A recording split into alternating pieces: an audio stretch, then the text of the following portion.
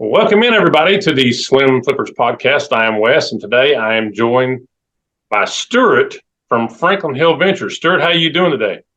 Hey, I'm doing great, Wes. Thanks for having me on. To be honest, I didn't even realize this was going to be an episode of the podcast, but hey, let's go for it. Absolutely. I appreciate you joining me. You're in close proximity to where I am. We're both near Knoxville, Tennessee, and our high schools were not far away from each other. Actually, high school rivalries back in the day. I hope you don't hold that against me too much this evening. No, and of course they eventually combined. My brother graduated from the last class of South Young before they combined into South Doyle. But yeah, we had share some common friends and definitely ran around the same stomping grounds here in South Knoxville. So A lot of common threads and common friends for sure. But now you and I both are kind of joined here at the hip as far as being resellers together. You've been at the resale game a lot longer than I have. Kind of tell the folks about your story of getting in, if you would, to the reselling game. I've only been in it a little over a year, but kind of give us your background and your experience and where you're coming from. all right, yeah, I mean, I've been doing it a long time, as a hobby, and I've been a full-time reseller since September of 21. So coming up on, I guess, 2 years now. It's hard to believe it's been that long. But I kind of got started in the reselling. My brothers and I've got two brothers, and as most brothers are, I'm sure you're real competitive with your brothers, so we're competitive about everything we do. And Everything. so, we'd go to yard sales and stuff, and it was always a competition to see who could, find the coolest stuff. At the time, it wasn't even necessarily reselling it because that was back before even eBay and stuff. But, we just kind of caught the bug of going out and finding stuff at yard sales. And then whenever I got married and we had our first kid, Amy's the one who actually started our eBay account. And if you look at our start date on eBay, it's 1998. So pretty early on. I think eBay started, about 95, maybe 96, somewhere in there. So we were pretty early on, and Amy was using it to sell our kids' clothes as they would outgrow them. And I think she bought a few things too. But of course, back in those days, you didn't even have to put pictures on the listing. And if you did put pictures, you had to, take a picture and then go get the film developed and then scan it in. And it was a whole big process. And somebody'd send you a money order in the mail, and you'd have to wait for that to clear before you shipped it out. It's a lot different than what it is now. But yeah, I mean, my first, I guess, really going back a little further than that, my first experience with reselling is when I graduated from college in 1990. I opened a sports card booth at the flea market in Nashville. My roommate and I did. And I mean, I had a ton of sports cards, and I thought that would be fun to do. So did that for about 2 years, and I really then got married. And other than Amy doing the clothes on eBay, I didn't really do any reselling at all for a good number of years, just because when you got young kids, taking care of them. And then as the kids got older, they all got into sports. I had 4 kids who all played travel sports. So there weren't really any free weekends to do anything.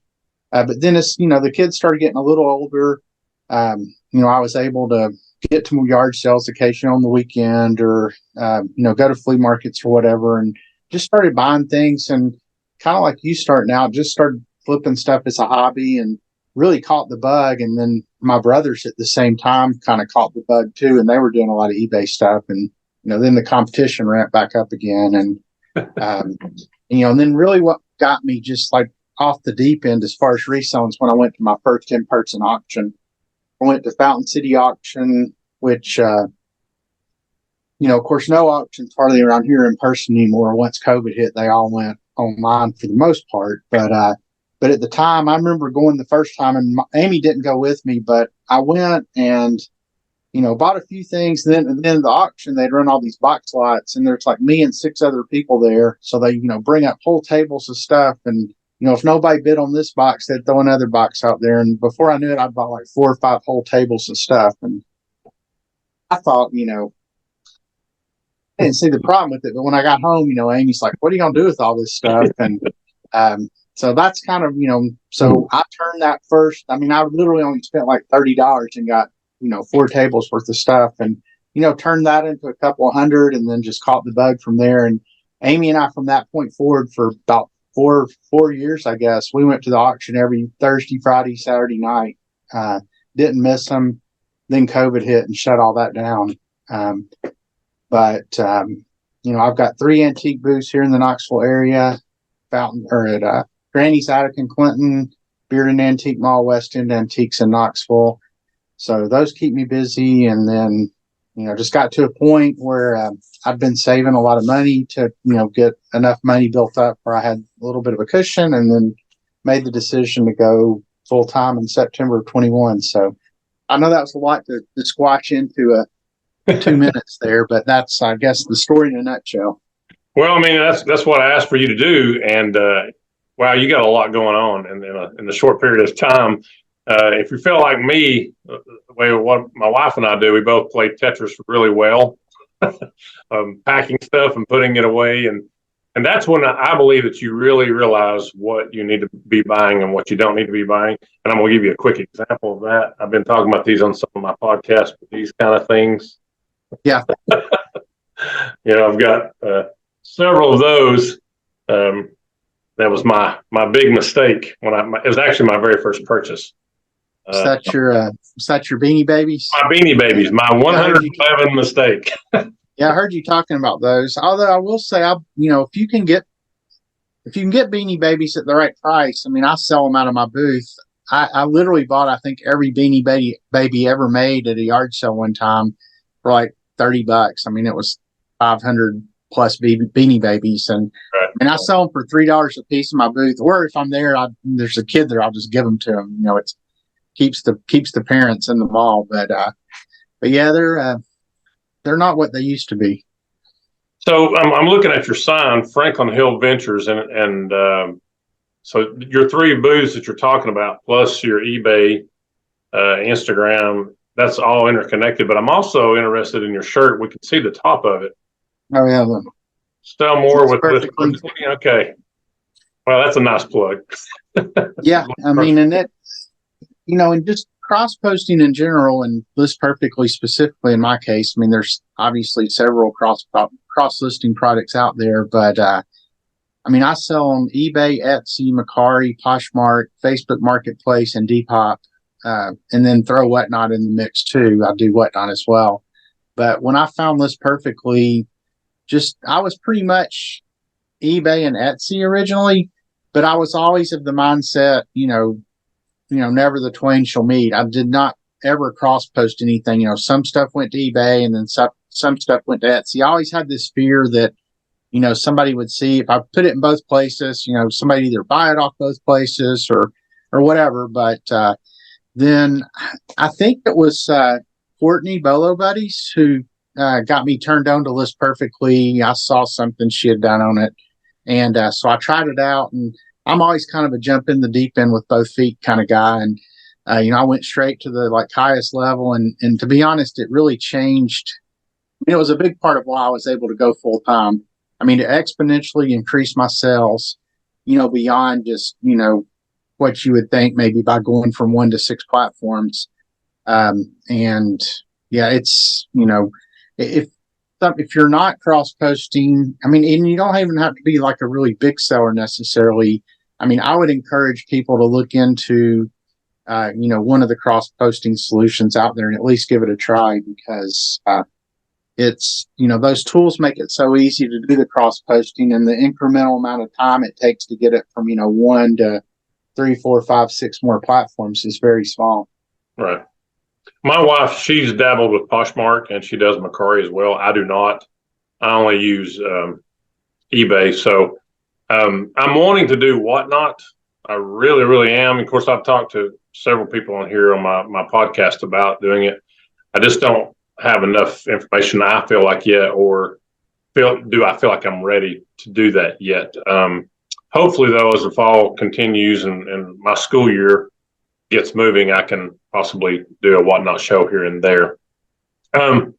So your move from part-time to full-time, what were you doing before you came into being a full-time reseller? So I was working at Erlanger Hospital in Chattanooga. So, it was kind of a combination of on-site and remote. I was going down to Chattanooga from here usually 2 days a week, sometimes 3 days a week. So I did that for 5 years. And I mean, I've always been in kind of the healthcare industry, not like on the medical side necessarily. I've always been more in the biomedical services part, the fixing medical equipment, which I've always been like the IT part of that. So, and I actually do still do some consulting for some different hospitals around the country. Uh, I guess it used to be reselling supplemented my full time income, and now the IT consulting supplements my reselling income. I've been fortunate to be able to, find some of that kind of work as well. But yeah, I mean, I enjoyed what I did, but it really got to the point where, just being in the car, I mean, it's 103 miles each way from Knoxville to Chattanooga, doorstep to the hospital doorstep. And I mean, it was literally starting to cause me some physical issues, with my back being in the car that much. And so I knew I had to do something. And I'd always kind of said I want to try the full-time reselling route. And that seemed like as good a time as any to do it. It's not like having kids. I mean, if you wait for the right time to do something, you'll never do it. You can always think of a million reasons not to do something. But, I just, thought, hey, I'll give it a whirl. If it doesn't work, I felt pretty good that I could go find, another job within a hospital somewhere. But, knock on wood, so far, so good. Well, that's great. I'm glad to hear that.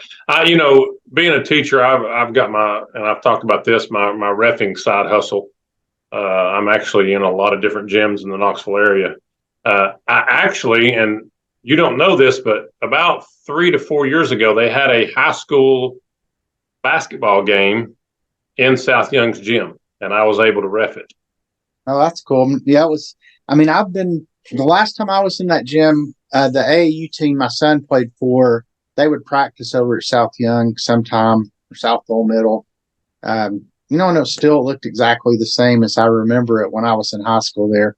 But, it's funny, Wes, not one school that I went to exists anymore. It's like I left and they shut them down. Yeah. I went to Anderson Elementary, then I went to South Junior High School, and then South Young High School. And, not one of the three of them is a school anymore. Well, now you need to call yourself the closer. Yeah, now Tennessee Tech's still there. I graduated from Tennessee Tech, and they haven't closed it down yet. So, okay, yeah, I was excited to do that game. They had asked us that they wanted to do it it was South Dole High School playing a team there, and what they were doing, they were honoring I think it was either the 1980 or 82 South Young basketball team that actually went to the state tournament. Yeah, I think that would have been Coach Pitts, I believe. Yes, it was. And so they actually wanted to bring all those guys and brought a bunch of players back, and we reffed the game. It was fantastic. So I can say I reffed the very last high school game I ever played in that gym. Of course, they may do it again at some point. Who knows? But at least for now, I have that.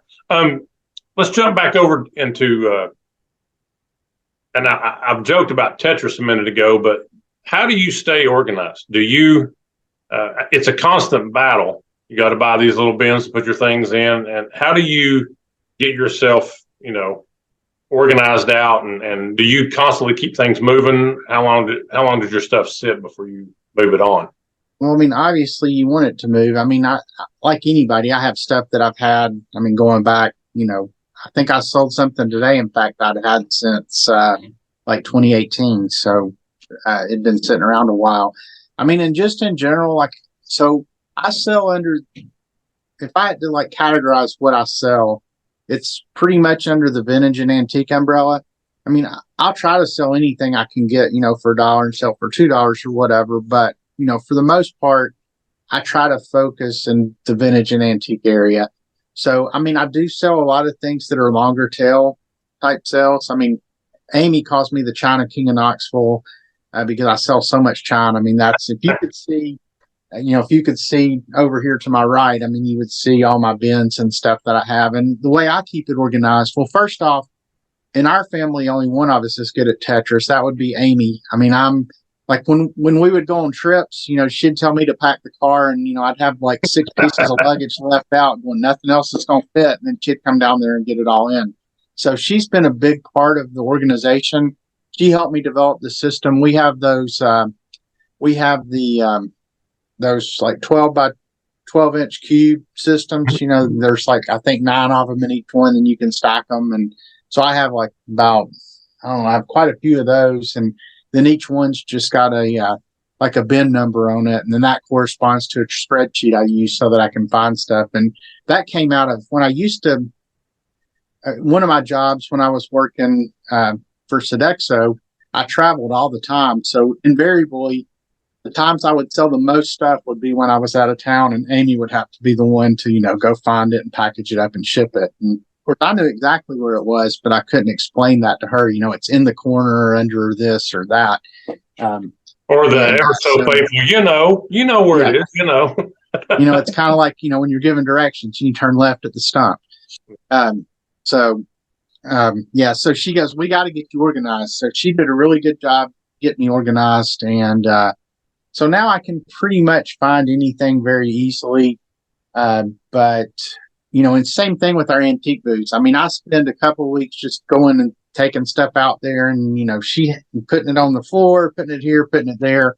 Then she has to go out there about every 3 weeks and make it look pretty again. So, well, sometimes, like especially during the summertime, my wife's working and I'm at home. I don't think she likes it very much because I get in my mind, I think I'm organized. Yeah. But I'm not my wife organized. So I'll go in the garage, which technically when I got married was supposed to be mine, but I'll move things during the day and she'll come home. Where did you put this? Where did you put that? And I'm like, I got nothing. I don't know. Yeah. So it messes her whole system up. So, but I try to help. I can identify with that. I mean, and Amy and I, we're both just very, independent, I guess is the word. So, we've gotten where we work pretty well together on the reselling side of things. She's a big help in the business, but, we're both the kind of people, if I don't do it, it's not done the right way. So, that's, it's good and bad sometimes to be that way, but, so let's talk about sourcing. What is something that you're going to pick up at a yard sale? What is stuff you just walk right on by, or technically drive on by? Because I'm sure you've done what me and my wife do. We'll look from the road and go, no, move on. So yeah, the automatic drive by for me is if it looks like it's all kid stuff. Yeah, I don't deal with kid stuff at all. Or very, very rarely. I don't do a lot of clothes, period. So like if it looks like it's all clothes, I'll drive by. I mean, the only clothes I really deal with at all is I've started like anything that's got a band name on it. It doesn't matter if it's old, new, or whatever. I can sell it at my booth in Clinton. So I'll pick those up anytime I see it. But yeah, kid stuff's an automatic drive by. And, and then sometime I just get a feel that things are all like new. I mean, I don't do a lot of new stuff. The things that I'm looking for mostly, it's really anything kind of under that collectibles umbrella, whether it's, figurines, vintage and antique figurines, records. That's something I sell a ton of is vinyl. Not so much online. That all sells out of my booth, but I probably have a couple of thousand records between my 3 booth locations. And I do a lot of wholesaling of records and things like that. But I'm always picking up China because you can get it so cheap. I can find, 8, 10 piece place settings of China for, $40, $50. And I piece it out and I'll easily, do 10, 20X on what I pay for it in most cases. But, as far as my sourcing, my outlets for sourcing are yard sales and estate sales.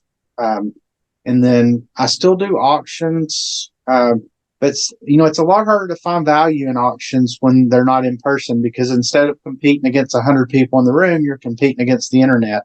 And that's true even of like Fountain City online. Even though most people are driving to pick up, you're not competing against, people in other states. Still a whole lot more people than could fit in their room.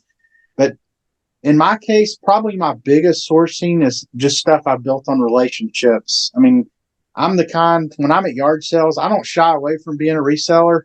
A lot of people, I've heard people, they'll pick up a toy or something and the person will ask them, oh, are you buying that to resell? And they'll hem and haw, no, I'm buying that for, so-and-so. And I mean, you're a 50-year-old man at a yard sale picking up a toy. I mean, it's obvious you're going to resell it. So, I mean, I carry my business cards with them. I hand those things out anywhere and everywhere I am, whether it's yard sales or in thrift shops.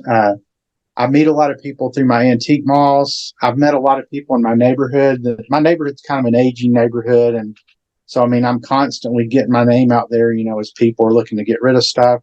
And I probably get anywhere between 2 to 3 calls a week now from people, looking to get rid of stuff. So, I mean, when you can get to that point, I mean, it's like having private picks, where nobody else is there. And I always tell everybody relationships are so important in this reselling business that, especially post-COVID, where it's harder to source than it was pre-COVID, relationships are everything. And that's probably 75, 80% of the stuff I get now comes through people calling me to come look at stuff. And you had messaged me and told me you were going to be at a private pick. Oh yeah. One time last week, and I wanted to ask you how that went. It went good. I actually got this. I was getting ready to list this. I got this at it. This guy had like so much beer, cool. beer and brewery stuff, and I mean, I bought quite a few trays, and then some other just some other things related to beer. So, in your private pick, and you just showed us that. What else? What are some other things that you found? And wow, what a great way to pick up some items. And you're not rushed or felt like you have to move, really quickly and may miss something. So you were able to go through this person's stuff and really give it a deep dive. What are some other things you picked up?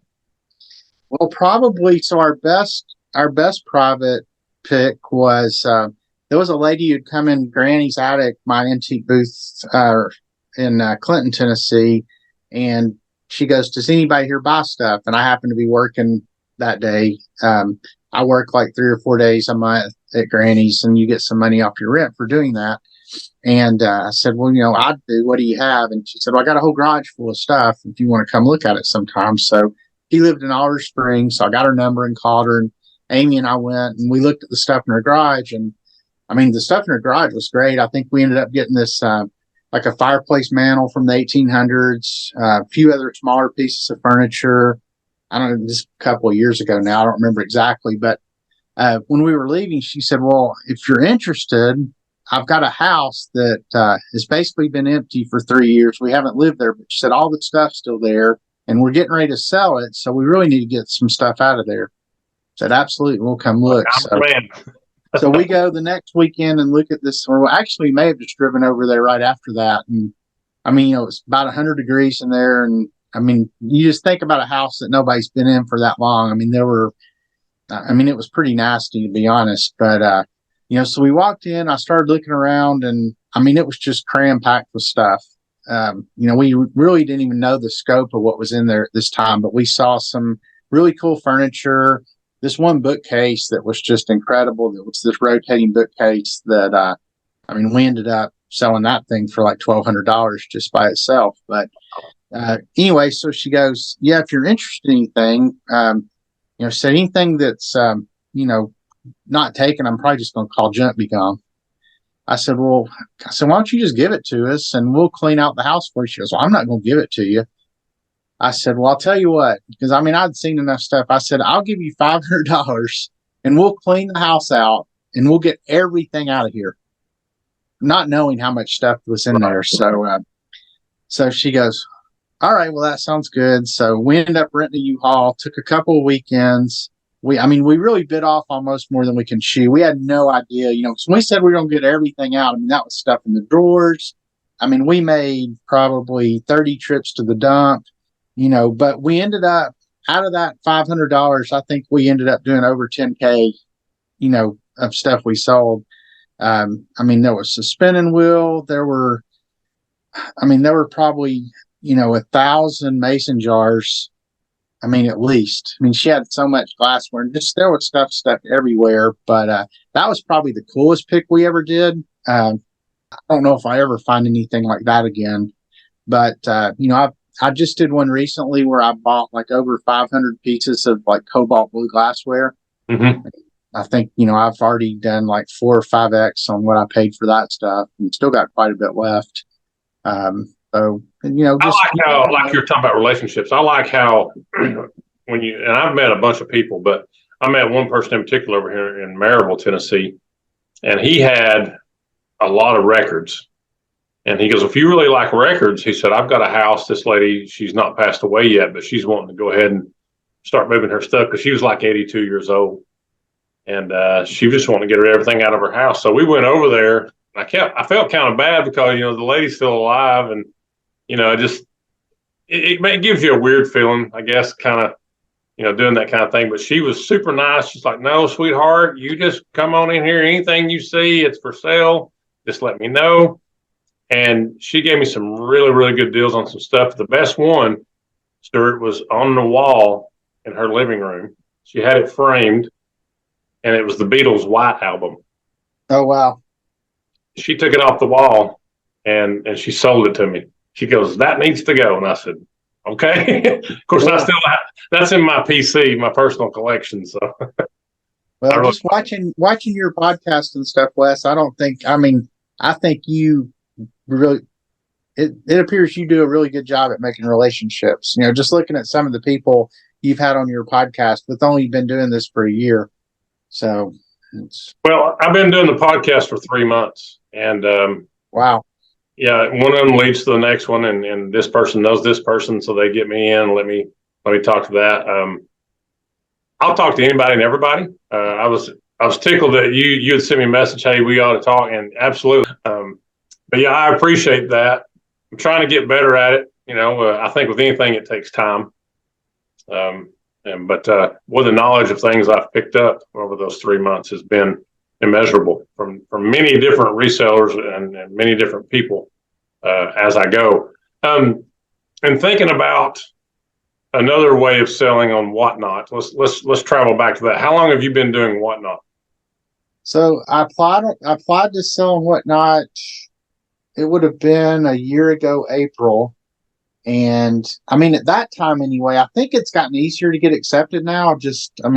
I haven't seen near the number of messages about people not getting accepted. But at that time, I think they were turning away more people than they were taking. So, I really didn't have any high aspirations that I'd even get selected to sell them there.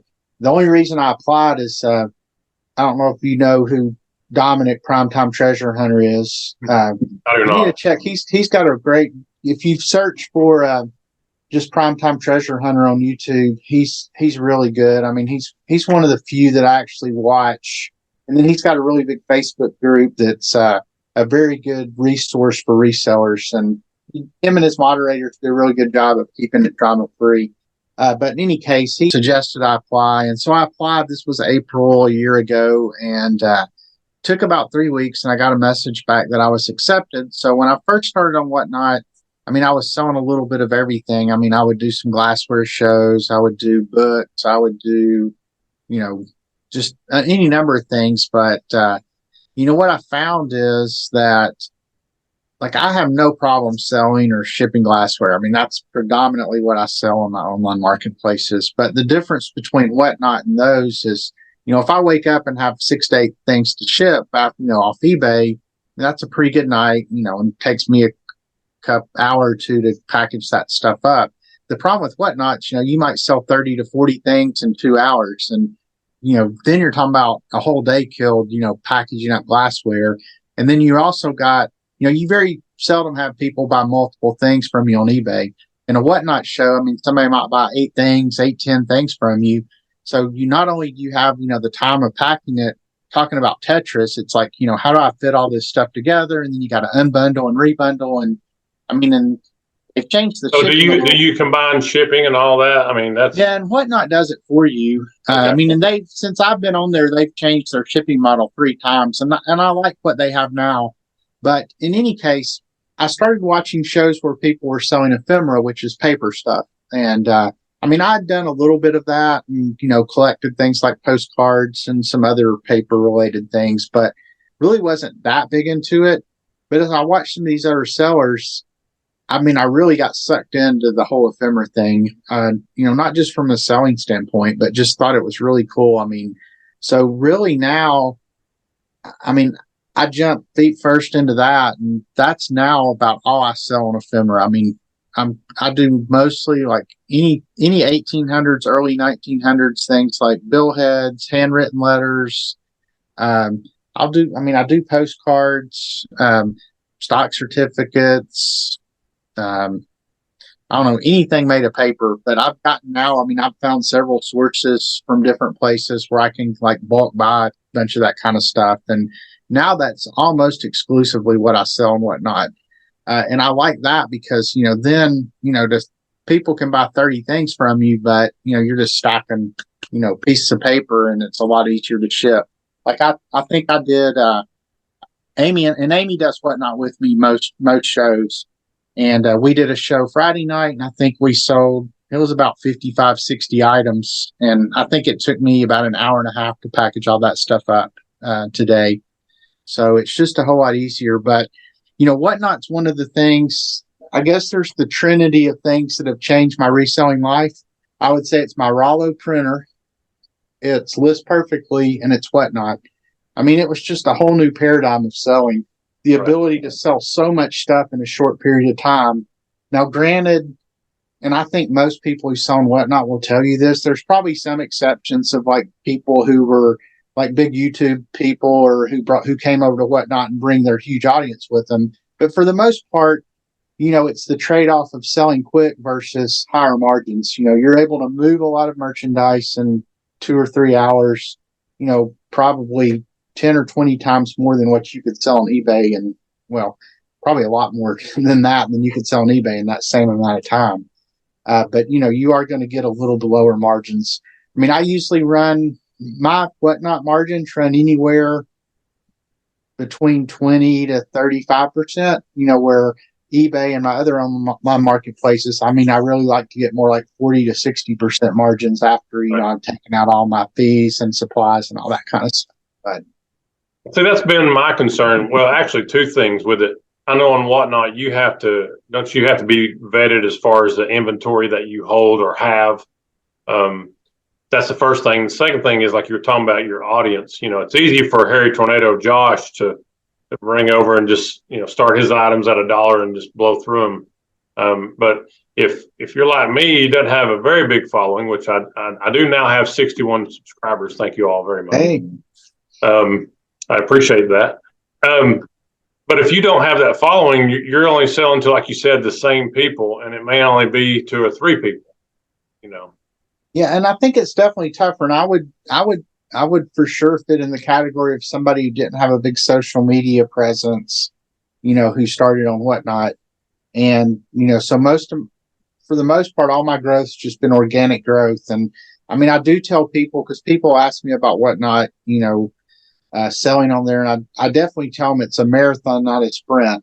I mean, I'm to the point now where I'll usually have anywhere between 15 to 50 people in my show. And of course, I mean, the number of people you have is not as important as, you just want to have at least 2 people who both want the same thing you're bringing up for auction. And, my stuff, it goes at a price I'm happy with.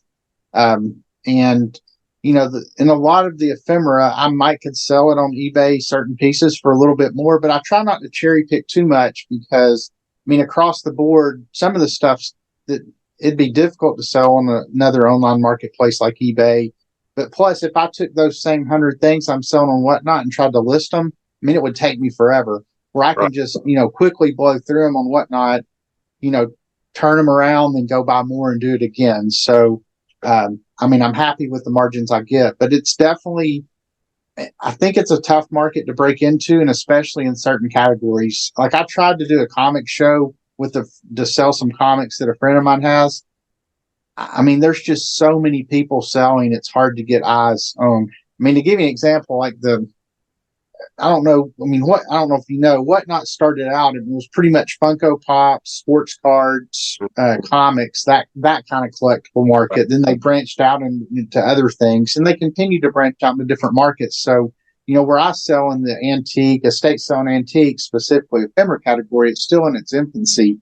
But I do feel like the audience is growing. But if you go look at a comic show, for example, I mean, if I went and looked right now and whatnot, there would probably be 200 comic shows going on right now. So it's hard to get anybody to come watch you if you're not, one of the big established people. At least in ephemera, if I were to look right now, there's probably 3 or 4 shows going on. So it's a lot easier to break into that area. So you have to declare a category that you're selling Well, it? just when you apply, I mean, you really can sell. Once you're accepted, you can sell in any category, but you do have to like apply under a certain category, and they want to see a lot of, they want to see pictures of your inventory or a video of your inventory of some sort. I mean, you don't realize, I mean, it does add another level of stress to your life when you're selling that much stuff in a show and you think, okay, now I got to go find. I mean, you're constantly having to replenish. I mean, anytime you're reselling, obviously you're having to constantly replenish, but it's like at a whole nother level with whatnot, just because of the volume of stuff that you sell quickly. I mean, once again, I should have done this on my phone so I could show you, but I mean, if you look behind me on the floor and then out there, I have my ephemera shelves, and they're just like full of boxes that, where I've wholesaled out ephemera. Like I have a box of old stock certificates. I have a box of like 1,000 handwritten letters from the 1800s. And but I like the ephemera too. It's just you start reading some of those letters, some of the content can be really cool. I found a Civil War letter that this soldier had written to his wife, and it was like 8 pages of just like a love letter. And it mentioned all these places. He was stationed in Tullahoma. So it was kind of cool reading about all these different places in Tennessee. He was from Pennsylvania, but he was stationed down here in the Civil War. So definitely you can tell a lot of stories with ephemera. I mean, it's a lot different than selling other stuff. Which makes me think about Alvin C. York, right? Yeah. So I have refed that high school before too. I've been all over the map. So yeah. But some of your stuff, you were talking about using your phone. We were talking about this off camera, and we're looking for you to join Johnny and I from Frizzy's Finds. We're the Finders Flippers. All 3 of us come together and talk reselling. So maybe we can get you in on some episodes to come and talk with us. And maybe you can show some of that stuff.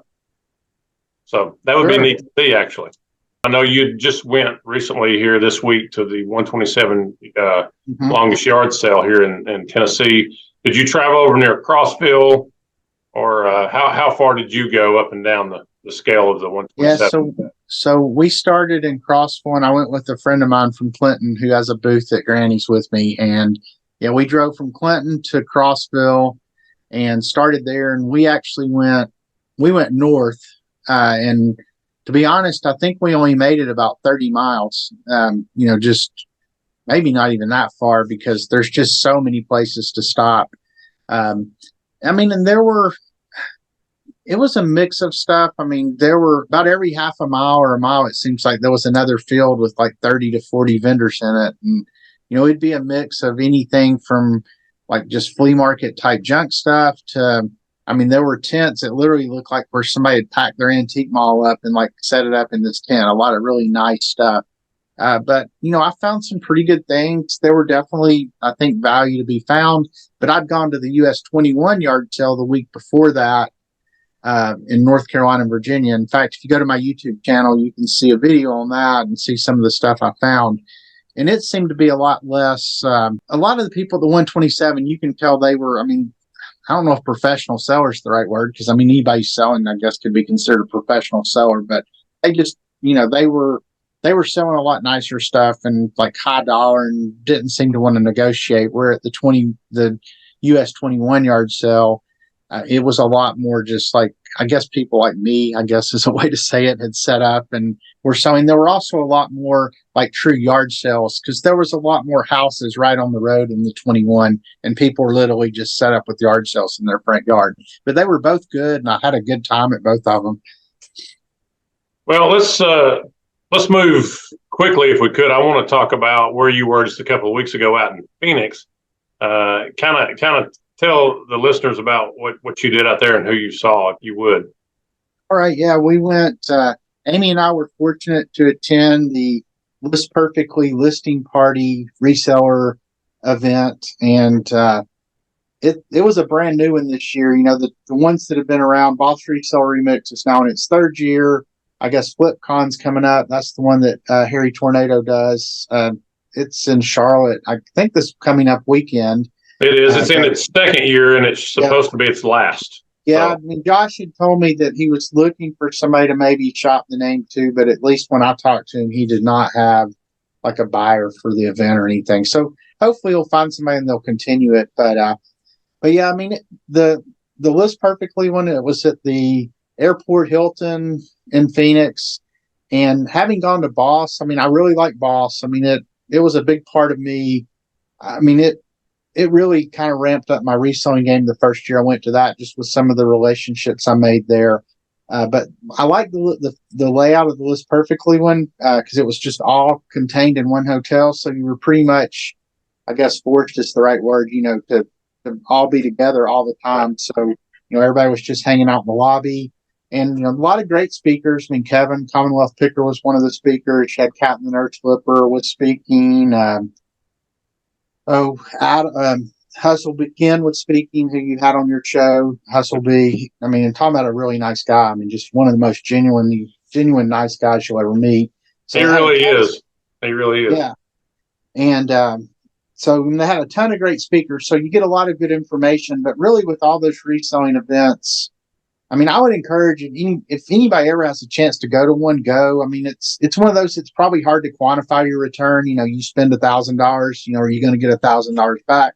Who knows? But I mean, just the relationships you'll make outside of the stuff you'll learn in the sessions. But it's just to be with that many like-minded people. You kind of find your tribe. I mean, you don't realize how many people there are out there in the world doing what we do. And, you meet all these people, and it gives you people, some are going to be friends for life, but it always gives you, business colleagues, so to speak, that you can bounce stuff off of. But yeah, I mean, I had an opportunity to, speak to Ken quite a bit, and Kat, the Nurse Flipper, quite a bit, and spent some time with Josh, and Kevin, Commonwealth Flipper, was there. And, so yeah, we really enjoyed it. And I was glad Amy was able to go with me. I mean, I think I mentioned it earlier, but I mean, I couldn't do what I do without Amy, just, from the support she gave me to be able to go full time to what she actually just directly helps me do with the business as well. But, I hope to try to go to another one next year. I'd originally planned to go to Boss this year, and, then thought about going to FlipCon since it was the last one, but ultimately, I think one a year is plenty to go to just from a budgeting standpoint. So, but I was glad I was able to go. Well, we had talked about this before we started the podcast. I was fortunate enough, Kevin, the Commonwealth Picker, he ended up giving me a ticket because on his podcast, or actually on his show, he was giving away free tickets. Mm-hmm. What happened, he gave all 5 of them out. Well, somebody ended up not claiming one of them. And so he decided he was going to give a ticket to a person that had sent his son a joke, because his son is now reading these jokes on his show. And I had taken the time to send him his very first joke that he got to read. And he said, I'm going to give it to the Slim Flippers. So, shout out to Kevin. Thank you again for allowing me to come virtually. And that's actually how I met Ken. I had heard him speak online, and I thought, man, this guy, what a story he has for the way he come from the Philippines. Yep. I'd love the opportunity to talk with him. So I shot him a message. Within the hour, he sent me a message back saying, hey, I would love to talk. Of course, I'm here getting ready to finish this thing up, because let me get back home and we'll do that. So we got that done. And I've got some other people lined up too that I'm going to have the opportunity to speak with as well here pretty soon. So I'm kind of letting their schedule dictate, when we get to talk. But there's other people that I want to talk to. Obviously, Josh, one of these days, I'd like to talk with him. I'd like to talk to Kevin. I've been fortunate to talk to Prison to Profit. Yeah, that was what I mean. Talking about an inspiring story. That was an awesome episode. Yeah, he's great. I love Dante. He's a great interview. Been on there with the two. She called them the lunch ladies, the lunch podcast. Angie Resells and I call it. It's hard to say. Kristen the rural squirrel. Yeah. But man, just so many people, the Nashville Flippers, the Bearded Finds, all these folks that are willing to talk and share the knowledge that they have. Especially me being, and I still think I'm a newbie, being at it just a little over 14 months. Wow, the information that I have pulled from these people has helped me tremendously. Like you were talking about, you don't deal with clothes or anything. That's where I'm at now. I'll only buy extra large and up. Yeah. And that's basically so I can wear it. If it don't sell, it's mine, But I stay away from clothes. I don't do plush anymore. Do you do plush, by the way? You said you do have some. I mean, like I said, I bought every Beanie Baby that had ever been manufactured, I think, at a yard sale one time. But no, I don't seek out plush. Kind of like your Beanie Baby story. I was at one of the thrift shops here in Knoxville, and they had one of those life-size panda bears, and I thought, hey, that'd be cool. I can sell that, either on Facebook Marketplace and it was like $5. And I hadn't been able to get that. I just thought that was the kind of thing that somebody would want. It's still sitting in a chair in my den, scaring everybody when they walk in the room. So, what's your go-to thing that you sell right now? Hats, for sure. I can sell hats all day long. I don't know why. I just can, and they're easy to ship for me. They're light, and I find a lot of really good ones. This summer of course, I did summer school, but on Fridays we were off. And so I was actually going to Home Depot one day, and I saw a yard sale sign on a Friday morning, which I don't get to do those a lot. It's always Saturday, which everything is picked through. I whipped in there, and I was like the third person there, and they had, Stewart, I'm not kidding, like 40 hats laid out, just back to back to back to back to back. A lot of them still had the cardboard in it. And she said it was her two sons, and one of them's going off to college, and the other he'll be I think she said a sophomore, but they're done with the hats. They didn't want them. I picked every one of them up, and I've already gone through about 3/4 of them. Oh, wow. So you were talking about picked over yard sales. So are you like me? So if you're going yard sale on Saturday morning, you see a sign and it says Friday and Saturday, do you go to the yard sale or do you skip it and go to the next one? I keep moving. So, I'm the same way, although I will have to say, I've accidentally don't see it or whatever, and I go and I found some really good stuff, because a lot of times I think if people do really well on Friday, mm-hmm. they're like, man, we've sold a lot of stuff, so they start digging through to find more stuff to pull out. So I've tried. What they do, they also have give it away prices. Yeah. You can definitely negotiate more on the second day. But so I've tried to make myself not always, but it's like I've got this prejudice in my mind against Friday, Saturday yard sales that it's not as big a deal now, because I usually go out on Fridays since I'm, full time. But before, when I was working on Fridays and cutting, I'd go. I'd even turn in the neighborhood and I'd say, just back out and keep going. So, well, you have these apps, the yard sale finders and stuff. We had looked actually yesterday, and there wasn't hardly but one or two on there. And so we went to one, and the lady had her stuff priced, fairly high. And we lasted about a minute and a half there. And I looked at my wife, and she's like, "You ready?" I said, "I'm ready." So we got in the car, and I actually drove by two more yard sale signs, and I just wasn't feeling it yesterday. I said, "I'm hungry. I'm ready to go eat, and I'm done." And we ended up going to Ambets, and man, we found some really, really good items at Ambets. We loaded the trunk up. Or the one in Maribel, or the one in in Maribel. Yeah, both of those though, Stewart. Both of those places, especially the one off Kingston Pike, man, I always find really good things there. Always. Yeah, that's kind of my home. That's my home thrift shop. You gave away my honey hole there, but that's okay. Sorry, I have been in the honey hole several times. I always tell everybody that Amvets down there, that's like my cheers when I walk in. Everybody's like, "Ooh!" So, and talking about relationships, one suggestion I always give people is learn people's names at the thrift shop. If you learn their names, they're she's not there anymore, but I had a girl who would hide t-shirts for me. Hopefully she's not there anymore, so I can't get her in trouble. But, she'd stash like band T-shirts, like in the sections where people weren't looking for band T-shirts. Right. So you have to learn their name, but you can't be fake about it either. I mean, no. There's a Goodwill in the area that I've got to know these ladies really, really well. I've been able to get to know their names, learn about them. One of them's getting ready to have a baby here, I think in January or February. So it's got to be genuine. And for me, if it's genuine and you really care about somebody, they'll take care of you. But yeah, you gotta know these people. And that's funny to hear that you walk in. Have they let you in the back room yet? Have they let you in the back room at Goodwill yet? No. But I haven't asked either though.